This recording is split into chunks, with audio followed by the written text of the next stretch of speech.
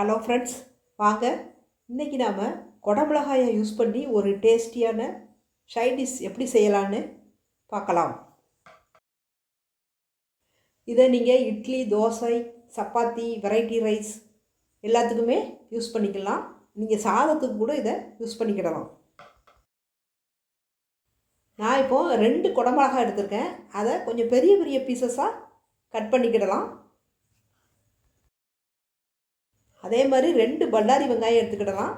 ஒரு வெங்காயத்தை நல்லா பெரிய பீஸாக கட் பண்ணி வச்சுக்கிடலாம்.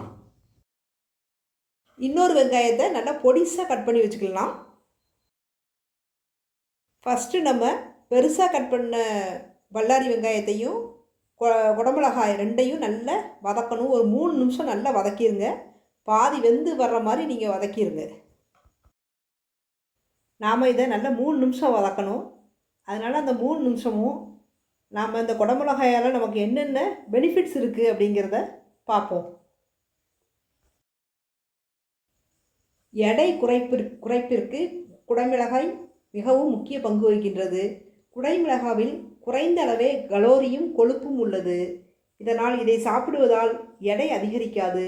நார்ச்சத்து அதிகம் உள்ளதால் இதை தினசரி நாம் எடுத்துக்கொண்டால் பசியை குறைத்து எடையை அதிகரிக்காமல் நம்மால் தடுக்க முடியும்.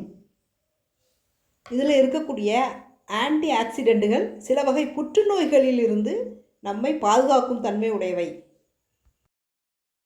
இது உடல் வலியை போக்கும் குணமுடையது. இதில் இருக்கக்கூடிய வைட்டமின் கே எலும்புகளை வலுப்படுத்துவதில் முக்கிய பங்கு வகிக்கிறது. எலும்புகள் இணைப்புகள் மூட்டுகளில் ஏற்படும் வீக்கத்தையும் வலியையும் இது குறைக்கிறது. இதை நாம் தினசரி நம்ம உணவில் பயன்படுத்தணும் அப்படின்னா நமக்கு எல்லா விதமான பெயின்ல இருந்தும் நமக்கு ரிலீஃப் கிடைக்கும். குடமிளகாயில் லூடின் மற்றும் ஜியாசாந்தைன் ஆகிய 2 கரோட்டினாய்டுகள் நிறைந்துள்ளன. அவை விழித்திரையை பாதுகாக்கக்கூடியவை, கண்களின் பார்வை திறனையும் மேம்படுத்தும் தன்மை உடையவை. இப்போது நாம் நல்ல வதக்கின குடமிளகாயை வேறொரு பாத்திரத்துக்கு மாற்றிடலாம். திரும்பவும் கடாயில் எண்ணெய் ஊற்றி 1 ஸ்பூன் நம்ம ஜீரகம் ஆட் பண்ணிக்கிடலாம். ஜீரகத்தை நல்லா வறுக்கணும்.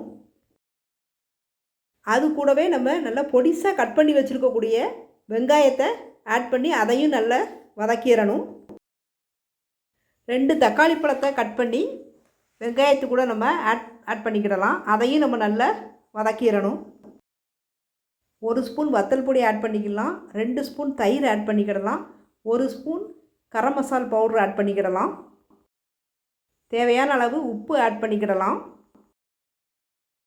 2 ஸ்பூன் பாசிப்பருப்பை நல்லா வேக வைத்து அதை மசித்து அதையும் இது கூட நம்ம ஆட் பண்ணிக்கிடலாம். எல்லாத்தையுமே சேர்த்து லேசாக வதக்கணும். அதுக்கப்புறம் நாம் ஏற்கனவே எடுத்து வச்சுருக்கக்கூடிய அந்த குடமிளகாயையும் வெங்காயத்தையும் அதில் ஆட் பண்ணி 3 நிமிஷம் மூடி வச்சுருங்க. இப்போது நமக்கு நல்ல டேஸ்டியான குடமிளகாய் சைட் டிஷ் ரெடி ஆகிரும். கேப்சிகத்தில் வேறு என்னென்ன நன்மைகள்லாம் நமக்கு இருக்குது அப்படிங்கிறத நம்ம இப்போ பார்க்கலாம். கேப்சிகத்தில் உள்ள சத்துக்கள் தலைமுடியின் வேரை வலிமையாக்கி தலைமுடியை ஆரோக்கியமாக வைக்கிறது. மேலும் இது முடி உதிர்தலையும் தடுக்கிறது. முடி வளர்ச்சி மற்றும் ஆரோக்கியத்தை மேம்படுத்த கேப்சிகம் மிகவும் பயன்படுகிறது. கேப்சிகம் வயது முதிர்வை தடுக்கும் தன்மையுடையது. புற ஊதா கதிர்களால் தோலில் ஏற்படும் கருமை, சுருக்கம், வறட்சியை போக்கி தோலுக்கு ஆரோக்கியம் தருகிறது. மூட்டு வலிக்கு சிறந்த மருந்தாகிறது. பொட்டாசியம், மெக்னீசியம், இரும்பு உள்ளிட்ட பல சத்துக்கள் இதில் இருக்கிறது. குடமிளகாயை பயன்படுத்தி வயிறு உப்புசம், வாய்வு தொல்லை பிரச்சனையை போக்கும் மருந்து நாம் தயாரிக்கலாம்.